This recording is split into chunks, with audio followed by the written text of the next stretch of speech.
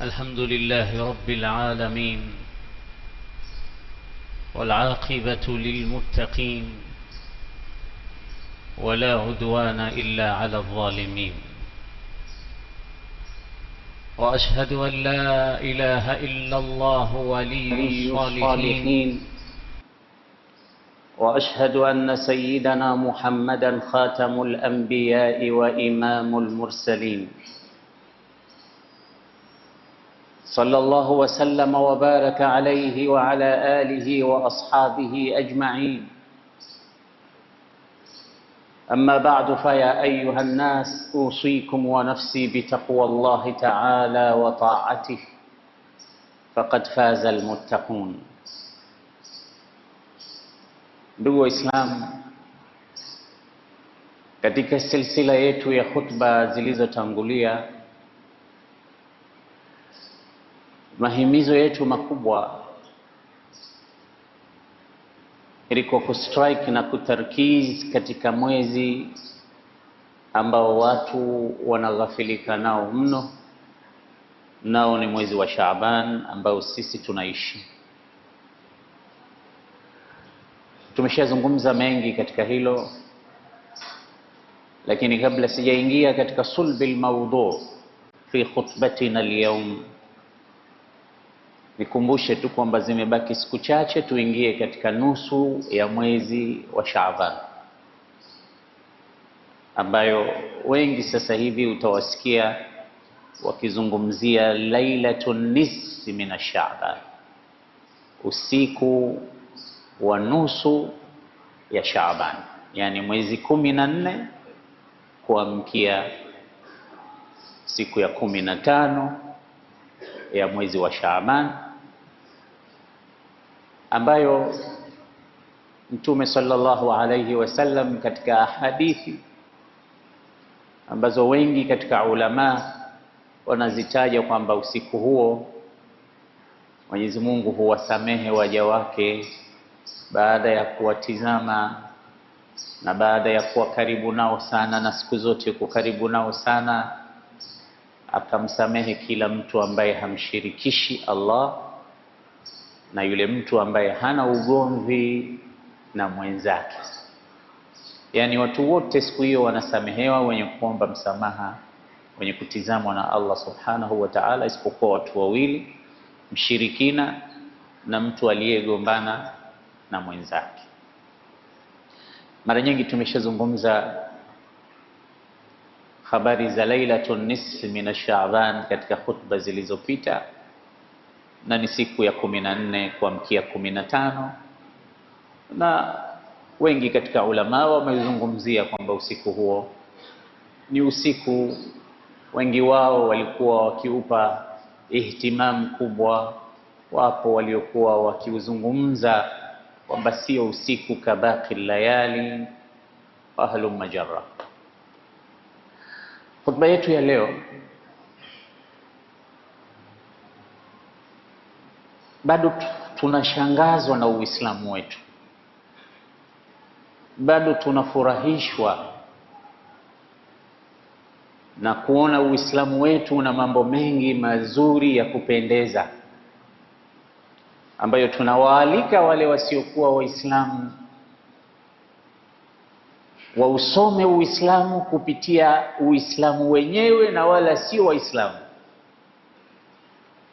kwa sababu Muislamu anaweza akawa na kasoro, lakini Uislamu hauwezi kuwa na kasoro, kwa sababu ni katiba madhubuti iliyoegemea katika nusus samawia.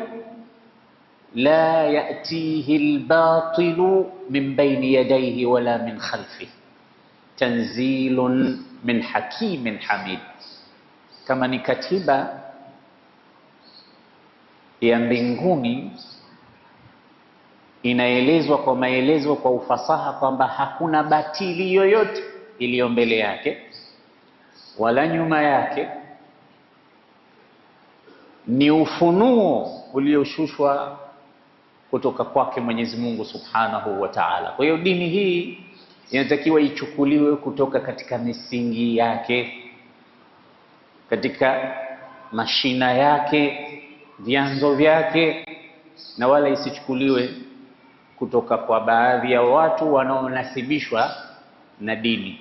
Watu wanaweza wakakosea, wanaweza wakabadilisha, wanaweza wakageuza, lakini dini haigeuki, haibadiliki isipokuwa kwa amri ya yule aliyeitangaza na kuileta. Miongoni mwa mambo ambayo bado yanatushangaza na kutufanya Waislamu tuzidi kuupenda Uislamu ni suala la Uislamu kupiga kelele, bali Uislamu kuupa umuhimu jambo la Muislamu kusimama katika mipaka, asimbughudhi wala kumuudhi mtu yoyote kwa aina yoyote ya maudhi. Na maudhi ni mengi sana, maudhi na udhia uko kwa aina na sampuli mbalimbali, lakini leo tutakwenda kuzungumzia aina ya udhia na maudhi ambayo Uislamu umetukataza sisi Waislamu kuwaudhi watu.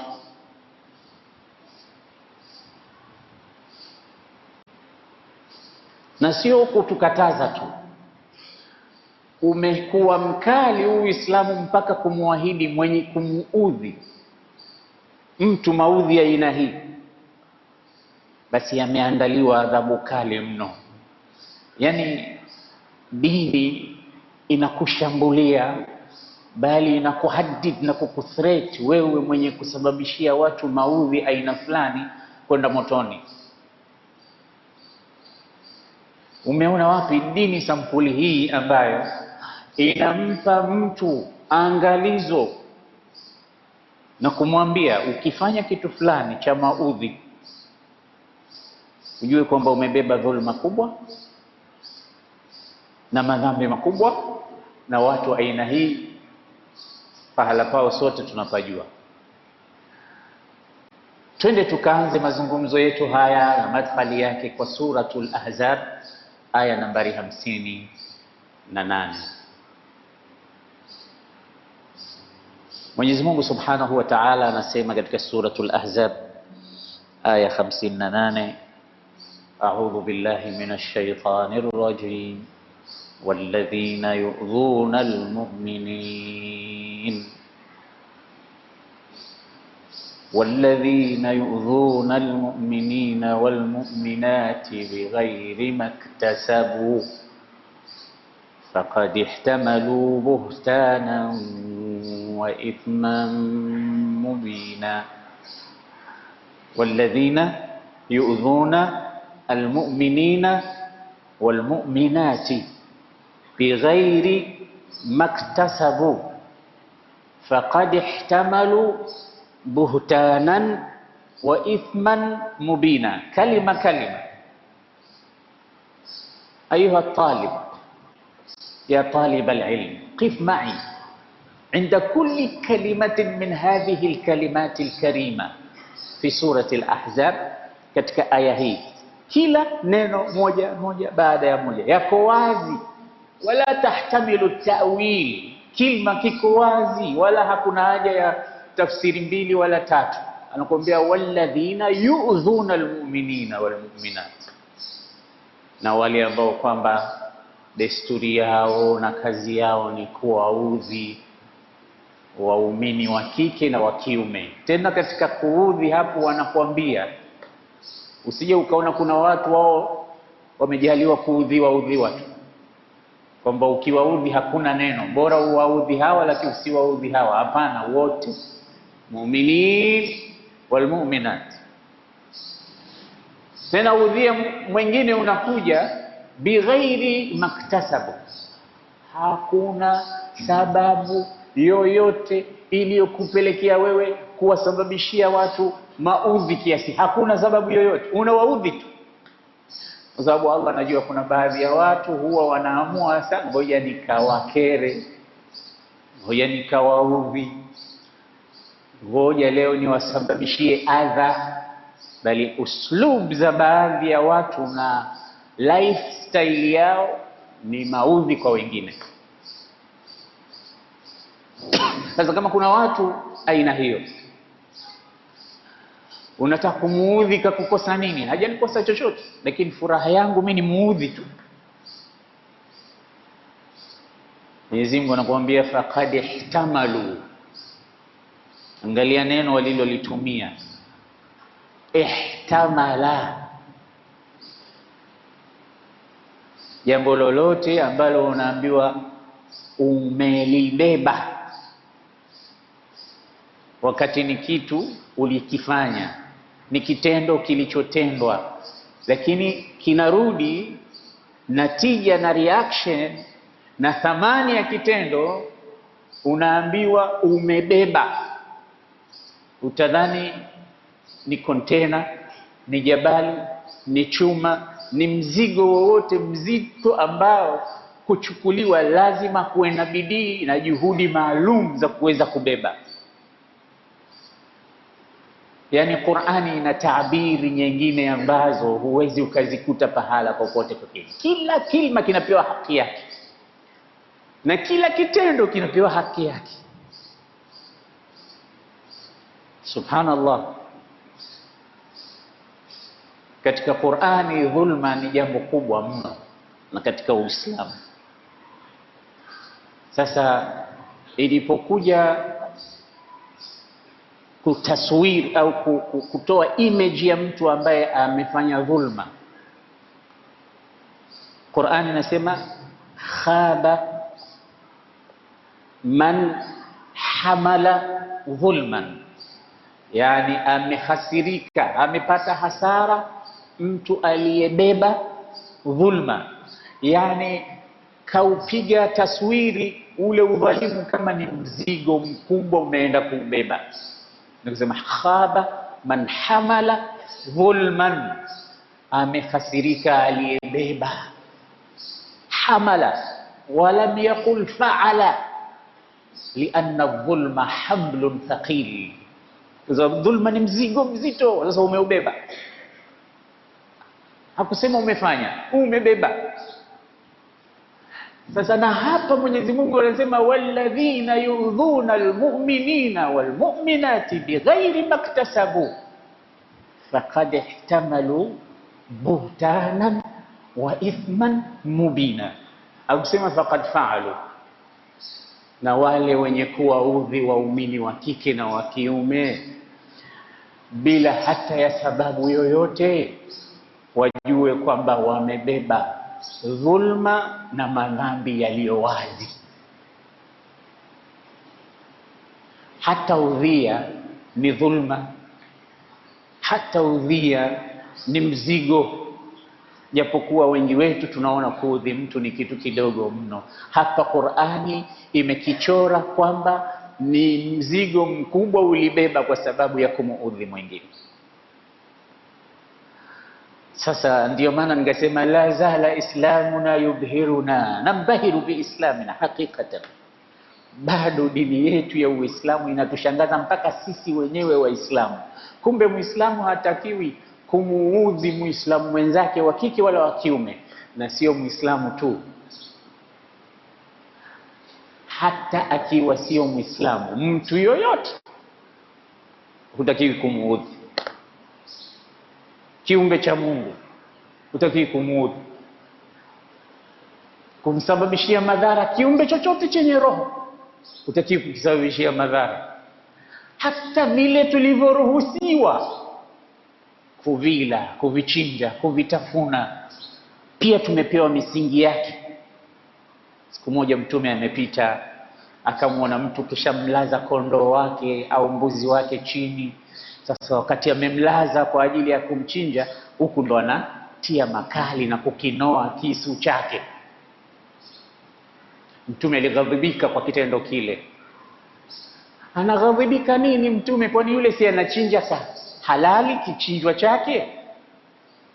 The way alivyokuwa anamtreat kichinjwa hili, namna alivyokuwa anafanya, Mtume hakukubaliana naye, akawa mkali, akamuuliza aturidu an tumitaha marratain, we Unataka kumuua mara mbili huyo mnyama, yumsababishia yani kifo mara mbili. Kwa nini? Anasema kwanza lile jambo la kumkamata ukamlaza kwa ajili ya ushamlaza pale. Au ukimlaza kama ni kuku, kama ni kondoo, kama ni ng'ombe, utaona anafurukuta. Kwa sababu umeshaona, usidhani kwamba hajui kwamba sasa hatari inamnyemelea. Tayari ile ni moja. Ushamlaza sana. Sasa na hiyo kunoa kisu sasa. Na huko ushamlaza. Yaani Mtume alitaka kumwambia, kwa nini kwanza usiende ukanoa kisu chako? Ukishakuwa sasa uko tayari kumchinja, sasa ndio ukaja ukamlaza. Sasa umemlaza hapo, alafu ndo na huko unashughulika na mengine. Hicho ndicho kilichomkera mtukufu wa daraja Bwana Mtume Muhammad. Angalia Uislamu wetu. Pamoja na kwamba umepewa hivi, kichinjwa ni chako, kula, lakini pia zile principle na njia za kuchinja unaambiwa hapa unakosea. Aturidu an tumitaha marratain, unataka kumuua mara mbili? Si ungetia makali kisu chako kabla hujamlaza, ndio ukaja ukamlaza. Sasa umemlaza huko, unapiga mateke, unarusha mawe, unafurukuta huko na kuna wengine majasiri wanaambia leo unakwenda kuliwa supu, anamuonyesha mbele yake kile kisu kinavyometameta. Ulikuwa unaringa wewe. Hao wanasikia na wao na wanalia pia, japo machozi uyaoni.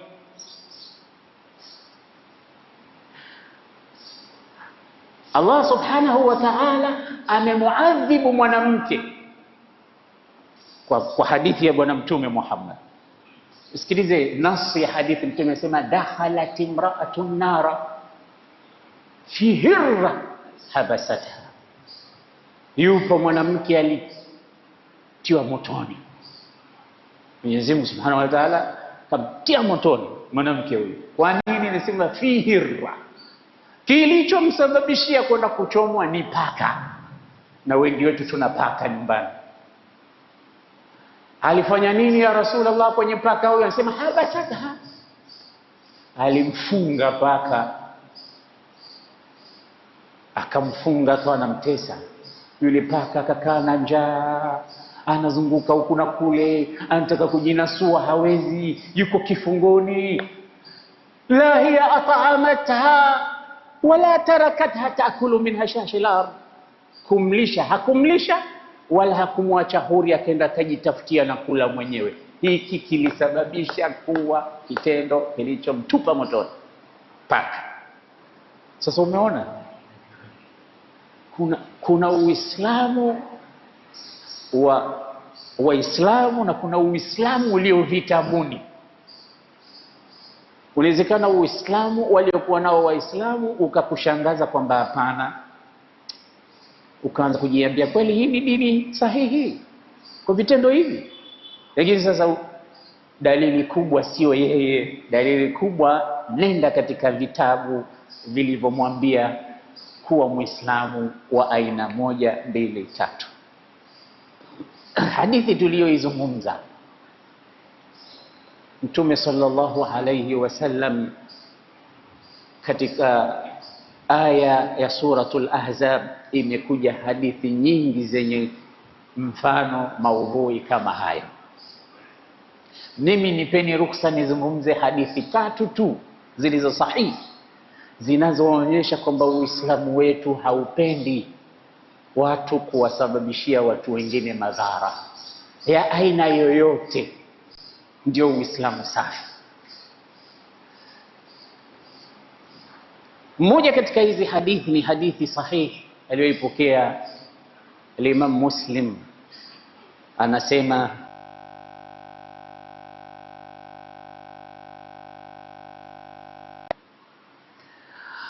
an yuzahzaha anin nari, aepushwe na moto, wa an yudkhala aljanna, na aingizwe peponi. Waislamu, hakuna Muislamu yoyote asiyependa mambo mawili haya.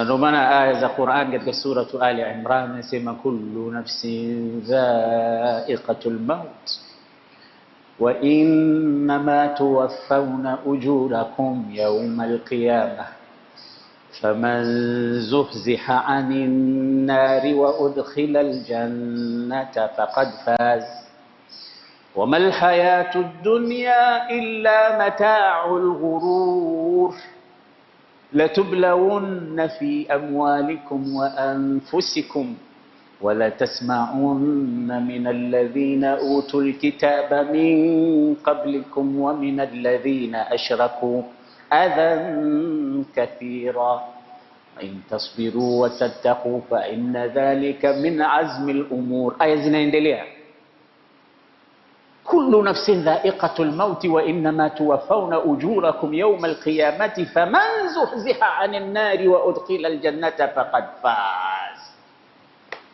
Kila mtu atakufa, atakayeepushwa na moto akaingizwa peponi, huyo ndo alofaulu. Allahumma ja'alna minhum ya Rabb. Kufaulu kumbe ni kwenda peponi tu na kuepushwa na moto. Sasa Mtume anasema man ahabba an yuzahzaha 'anil nari wa yudkhala aljannata faltatihi maniyatuhu wa huwa yu'minu billahi wal yawmil akhir. Kuna sharti mbili tu za wewe kuepushwa na moto kwa mujibu wa hadithi hii ya bwana Mtume sahihi. Ukitaka kuepushwa na moto na ukapelekwa peponi, kwanza hakikisha unakufa unamwamini Mwenyezi Mungu na siku ya mwisho. Ya kwanza البند الأول شرط الأول فلتأتيه منيته. منية ni mauti, kikujie kifo chako, wa anta tu'minu billahi wal yawmil akhir, wa muamini Allah na siku ya mwisho. Sasa imani ina vikorombwezo vyake na matawi yake na mambo yake na tadahiyati zake. Jambo la pili, waliyati ila nnasi ma yuhibbu an yuta ilayhi, na awafanyie watu yale ambayo yeye anapenda kufanyiwa. Man minna yastati'u dhalik, ni wangapi katika sisi tunaliweza hili la mwisho? Iman billahi wal yawmil akhir, hili lako. لكن العمل المتعدي الذي يمر منك إلى الآخرين وينتفع به الآخرون, hapa ndo kuna kazi. Siku zote kitu ambacho kinapita beyond katika line yako wewe ni jambo zito, yani kitu chenye manufaa zaidi, sio manufaa yako tu, kwa wengine zaidi. Hicho kitu ni kizito, manufaa yake yanapita baada ya wewe na kwa wengine, kwa wengine. Hilo jambo ni zito. Kila mmoja anapenda mazuri yawe yake. Je, mazuri hayo kuyapendelea yawe ya mwingine? Hapo ndo kuna kazi. Na ndio maana kuna magonjwa yanaitwa hasad, chuki, choyo, mafundo, ijicho. Yote haya yamo ndani ya moyo. Ishu kubwa, kwa nini yeye? Kwa nini? Mimi ukinitizama, mimi sura yangu nzuri kuliko yake, mimi kabila langu kubwa kuliko lake, mimi familia yangu kubwa kuliko yake, mimi umbo langu kubwa kuliko lake, mimi ni mtu wa mjini kuliko yeye mtu wa shamba, mimi kisiwa changu hiki kuliko yeye mtu wa kisiwa cha pili. Yani kuna watu wanajaji hivi vitu vitu. Sasa kwa nini mimi lile sina, mimi kapataje yeye? Ilibidi vipi yeye apate? Yeye anapataje yeye mimi sina? Yani kila kitu kizuri wewe unaona ilikuwa haki yako wewe na sio haki ya mtu yote mwingine. Na kama unapewa maamuzi, unaipoka, unaichukua, inakuwa yako, na yule asiwe na chochote. Ndio hasad. Ndio Mwarabu anasema kulli man bata li hasidan atadri ala man asa'ta al-adab asa'ta ala Allah fi khalqihi liannaka lam tarda lima wahab. Mwambie hasidi, unajua umemkosea nani adabu? Umemkosea Allah. Hasidi umemkosea Allah adabu, kwa sababu lam tarda lima wahab, hukuridhika na kile alichotoa Mwenyezi Mungu kumpa yule, unasema ulistahiki wewe. Unamkosea Mungu adabu, unamfundisha Mungu kwamba hujui kugawa, ulipaswa kumpa yule na mimi, lakini sio yule na yule. Ndio mahasidi walivyokosa adabu mbele ya nani? Ya Allah. Muache Mwenyezi Mungu afanye mwenyewe anavyotaka. Hadithi hiyo ya kwanza. Hadithi yetu ya pili, Mtume sallallahu alayhi wasallam anasema katika hadithi ya Abi Sa'id al-Khudri. Abu Sa'id al-Khudri anasema alisema bwana Mtume sallallahu alayhi wasallam, iyyakum wal julusa fi turuqat. Sasa hapa kuna madhara mengine ambayo huwa yanasababishwa na watu wengi na wasioyajua, lakini niruhusu kidogo nisome hadithi nyingine kabla ya hii, alafu nitarudi hapo. Mtume anasema ittaqul la'inaini, ogopeni sana mambo mawili yenye kusababisha laana kwa mfanyaji. Yani kuna vitu viwili ukivifanya unalaaniwa. Faqalu ya Rasulullah wa man la'inani, ni yapi hayo mambo mawili yenye kumsababishia mtu laana? Yani akilifanya hilo jambo analaaniwa na Allah mtu, au analaaniwa na watu. Na ukilaaniwa na watu ndio utalaaniwa na Allah, kwa sababu ndimi za watu zitasababisha wewe kuperemshiwa malaana. Mambo mawili. Wakamuuliza, Rasulullah, ni mambo gani hayo yanayosababisha laana kwa watu na watu wanayafanya? Asema alladhi yatakhalla fi tariqi nnasi au dhillihim, mtu anayekwenda akafanya haja iwe ndogo au kubwa katika njia wanayopita watu au katika kivuli wanachokitumia watu wakakaa. Angalia, Uislamu unakufundisha mpaka usiende ukawaharibia watu mazingira katika njia yao wanaopita. Ni wangapi katika sisi tumeshatoa nafsi zetu tukakojoa pahala ambapo unaona kuna bench watu wenyewe huwa wanakaa, au kuna kikao chochote kile ambacho cha aina yoyote kile, ukasema leo nawapata hapa, wakija leo wakikaa hapa watakoga. Au ukafanya haja kubwa pale ambapo unaona ni munazahatu wa watu, unaiona garden fulani, pale bwana najua kuna watu fulani wanakaa pale, basi leo usiku mimi naenda kuporomosha vitu pale nione kama watakuja kukaa tena. Alafu ukitoka pale unakwenda umefanya jambo kweli kweli. Sasa bwana huyu kiumbe huyu, huyu bwana huyu kiboko yao, unafurahi, watu wamekusifu kwamba umeenda kunya pahali ambapo watu wamepumzika wenyewe na familia zao, wanakuja pale kupumzika. Alafu wewe una jina kubwa pengine la mmoja katika mitume waliokuja kutangaza Uislamu, unasema huo ndio Uislamu. Hapana ndugu zangu, Uislamu sio kuja hapa msikitini tukaswali tu. Uislamu ni the way tunaishi na watu kule, na wale ambao sio Waislamu hasa. Angalia tena, ili Uislamu wako uwe unakwenda sambamba na maneno unayozungumza.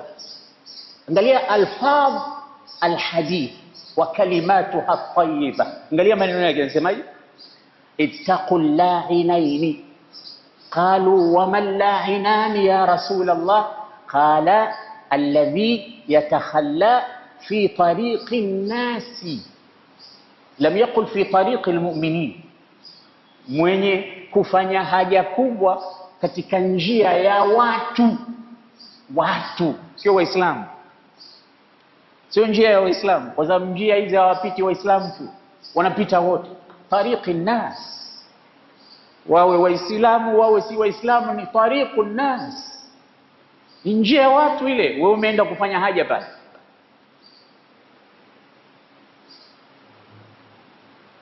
au dhillihim, au katika vivuli vyao. Watu wanahitaji sana vivuli, hususan katika kipindi kama hichi.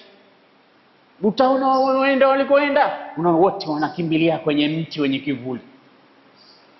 pale. Wakifika harufu, jamaa kisha kuja kumwaga petroli yake pale na mambo mengine, alafu anajisifu leo pale, nakwambia hakai mtu pale, nimefanya shughuli mimi jana pale.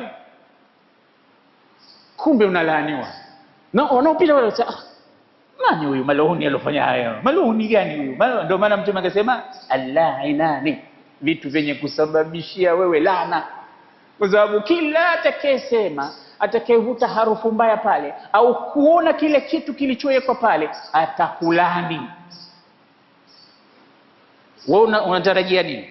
Kwamba jamani, leo njoni tumeletewa birthday cake hapa, alhamdulillah, Mungu amweke wale waliofanya wakuombee dua. Yani unataka kwenye kivuli, kwenye maskani yetu, kwenye garden yetu, kwenye mtaa wetu, kwenye njia, katikati ya barabara, leo tumeletewa mambo makubwa mazuri bwana, alhamdulillah, Mungu amzidishie. Na wakisema hivyo maana yake ni kinyume chake, wanakulani tu bado hao. Hilo moja. Hadithi ya mwisho, ili nisichukue nafasi refu khutba yetu ya leo, ni hadithi niliyoitanguliza ya aljulusu fi turuqat. Usiwasababishie watu udhia aina hiyo katika njia, katika vivuli, katika sehemu zao za kukaa, katika viwanja vyao vya mpira, katika nini, sehemu mbalimbali, pahala popote munazahati. Mtume aliwakataza watu wasikae barabarani, wasikae njiani, kama vile tunavyofanya. Tunaona barabara hii inapita huku pembeni, kuna mabenchi ya watu, wengine wanakunywa kahawa, wengine wanashona viatu, wengine wana biashara zao wamepanga pembezoni. Hiyo ndo njiani na kukaa majiani, pahala wanapopita wengi. Mtume kakataza, anasema iyakum, yani baidu, ibtaidu, jihifadhini, jikingeni, jiepusheni, waljulusu fi turuqat, na kukaa katika njia hizi. Je, inawezekana tufunge hizi maskani zetu na vikao vyetu? Ni ngumu. Na hata masahaba wakaambia Rasulullah, hiya majalisuna ma lana minhu bud natahaddathu fiha. Rasulullah, hivi vikao vyetu hivi wallahi ni muhimu sana. Hizi maskani zetu hizi, unaona tumeweka mabenchi, tunakunywa kahawa, ni muhimu sana. Natahaddathu fiha. Kana nyingine, unajua mtu umeshakaa nyumbani, umeshachoka, ule moto kule nyumbani wa wake zetu umewaka mpaka unaona kuuzima, ni kuja pale ukaanza tena kusema umeliona lile goli la jana na hivi na mambo mengine. Malana minha, hatuna budi kuja kukata yale ya nyumbani, tukaja tukayazima na kuyazimua kidogo katika turuqat kama hizi. Hatuna budi ya Rasulullah, tunaongea mengi huku. Mtume akasema fa idha abaitum, kama mnakataa, illa almajlis au illa aljulusa fihi, fa idha abaitum illa almajlisa fihi au illa aljulusa fiha fa'atu at-tariqa haqqahu. Kama mnakataa, mnang'ang'ania lazima mkae kwenye hizo njia, basi ziko haki zake, lazima mzitekeleze mkikaa katika njia. Leo unaambiwa njia ina haki zake. Sasa Mtume anakuambia, qalu wama haqquha ya Rasulullah, turuqati ina haki zake, tueleze haki za njia ya Rasulullah. Akasema mambo matano. Mtume anakuruhusu kaa njiani, lakini usisahau kuipa haki yake hiyo njia, na haki yake ni mambo matano. La kwanza akasema raddu salam. Ukipita hapo watu wakikamkia salamu alaykum, unatakiwa urudishe salamu. Sijaona mji una salamu nyingi kama Unguja, umefuata nini hapo? Maana hapa nimeitikia salamu mpaka sasa hivi shingo inaniuma. Alokutuma uje hapo ukae nani? Sisi tumeambiwa la man taarif wa man lam taarif, wape salamu unaowajua na usiowajua. Tukikuona tu tutakupa salamu. Unasema basi bwana pita. Mtume anakuambia haki ya njiani, maadamu umejileta umekaa hapo, raddu salam, rudisha salamu ya kwanza. Ghadul basar, haki ya pili, fumba jicho. Fumba jicho, kwa sababu njiani kutapita baadhi ya mambo ambayo kwako wewe ni mtihani kuyatizama. Kwa hiyo ukishaona kwamba hayo yanapita, fumba sasa jicho. Na hii ni haki moja nzito, ngumu, hususan kwa vijana. Wazee wanaweza kusema mimi sasa hivi hata meno yenyewe ya kutafuna sina tena, kwa hiyo siku zangu za kuondoka ni zikaribu kuliko zilizopita. Lakini vijana ndo wataalikana hasa, na anaweza akampiga mwenzake kisugudi kwa maana kwamba unanizinga, sioni uzuri. Ghadul basari, kufumba jicho baada ya kutoa ya kurudisha salamu. Maana kutoa salamu ni sunna, lakini kurudisha ni wajibu. Adamu amekwambia asalamu alaykum, ukikaa kimya sasa unapata dhambi, kwa sababu ni wajibu wako kurudisha salamu. Ghadul basar ni kufumba jicho, usiangalie maasiya yasiyofaa yanayopita. Wama aktharaha, na ni mengi kiasi gani huwa yanapita. La tatu, twende haraka haraka, kaful adha. Kaful adha, kuzuia yaliyo ya maudhi. Tunarudi kule kule katika maudhi. Sasa uko pale, likatokea lolote la maudhi, ondoa, zuia. Sasa lolote, hata ukaona kwamba kuna mwiba njia hapa hawauoni wapita njia, basi uondoe wewe. Sasa si kazi yangu mimi, mmeniandika kazi ya kukusafishieni barabara. Uislamu unakwambia adha, ule udhia ondoa, na uzuia pia ukiuona unakuja na vitu vinginevyo. Kaful adha. Matatu hayo. Ya mwisho, amr bil ma'ruf, kuamrisha watu mema mazuri. Ya mwisho, nahy anil munkar, kukataza watu mabaya. Kama unaweza kuzifanya na kuzihifadhi hizi haki tano, weka. Uweze nini kajifungie kwako. Umekaa nje bwana hivi moja mbili mzigo. Mwambie ndugu yangu, wewe Muislamu gani? Wewe umekuwa lini shekhe wewe? Kama huyawezi hayo matusi hayo, ondoka. Kwa sababu amru bil ma'ruf nahy anil munkar, kuamrisha mema. Sasa baadamu mko njiani, amrisha watu mazuri, kataza watu mabaya. Hizi ni huquq.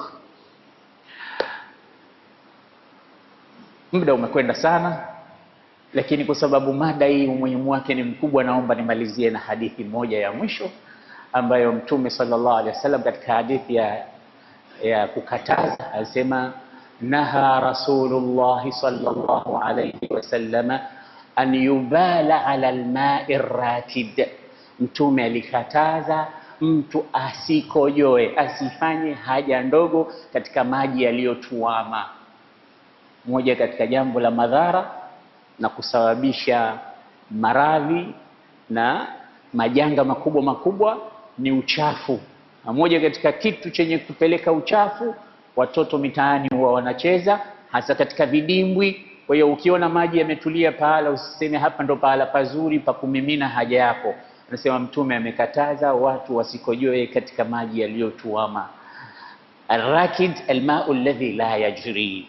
Zote hizi ni aina ya wewe kufungwa usisababishe madhara kwa watu. Wallahu tabaraka wa ta'ala yaqulu wa biqawlihi yahtadil muhtaduna idha quri'a al-Qur'an fastami'u lahu wa ansitu la'allakum turhamun. Qala 'azza min qa'ilin 'alim idha quri'a al-Qur'an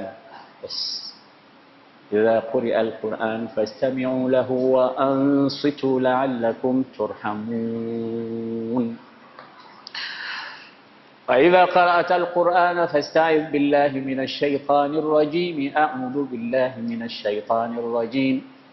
والذين يؤذون المؤمنين والمؤمنات بغير ما اكتسبوا فقد احتملوا بهتانا وإثما مبينا. بارك الله لي ولكم بالقرآن العظيم، ونفعني وإياكم بالآيات والذكر الحكيم. أقول ما تسمعون وأستغفر الله لي ولكم فاستغفروه.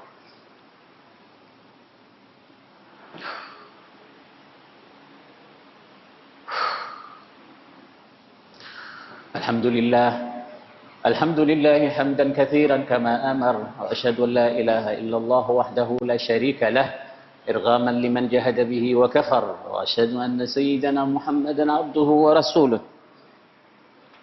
سيد الخلائق والبشر. عباد الله، اتقوا الله تعالى من سماع اللغو وفضول الخبر، وانتهوا عما نهاكم عنه وزجر، واعلموا أن الله أمركم بأمر بدأ فيه بنفسه وثنى بملائكته المسبحة بقدسه، وثلث بكم أيها المؤمنون من برية جنه وإنسه، فقال تعالى مخبرا وآمرا: إن الله وملائكته يصلون على النبي يا أيها الذين آمنوا صلوا عليه وسلموا تسليما. اللهم صل وسلم على نبي الرحمة وشفيع الأمة عدد ما أحاط به علمك وأحصاه كتابك وضمه، وعلى آله ومن نصره في كل مهمة، خصوصا منهم سادتنا الكرام أبي بكر وعمر وعثمان وعلي وعلى الصحابة والتابعين وتابعيهم بإحسان إلى يوم الدين. اللهم اصلح ولاة المسلمين، خصوصا منهم رئيس زنجبار دكتور حسين علي حسن وين. اللهم خذ بيده إلى ما فيه الخيرات والصواب. اللهم اصلح بطانته وهيئ له بطانة صالحة تأمره بالمعروف وتنهاه عن المنكر. اللهم اغفر للمؤمنين والمؤمنات والمسلمين والمسلمات الأحياء منهم والأموات. اللهم إنك قريب مجيب الدعوات يا قاضي الحاجات برحمتك يا أرحم الراحمين. اللهم إنا نسألك الهدى والتقى والعفاف والغنى. ربنا آتنا في الدنيا حسنة وفي الآخرة حسنة وقنا عذاب النار، واصلح شبابنا وشباب المسلمين يا أرحم الراحمين. عباد الله، إن الله يأمر بالعدل والإحسان وإيتاء ذي القربى وينهى عن الفحشاء والمنكر والبغي، يعظكم لعلكم تذكرون. اذكروا الله يذكركم واشكروه على نعمه يزدكم، ولذكر الله تعالى أكبر. الله أكبر.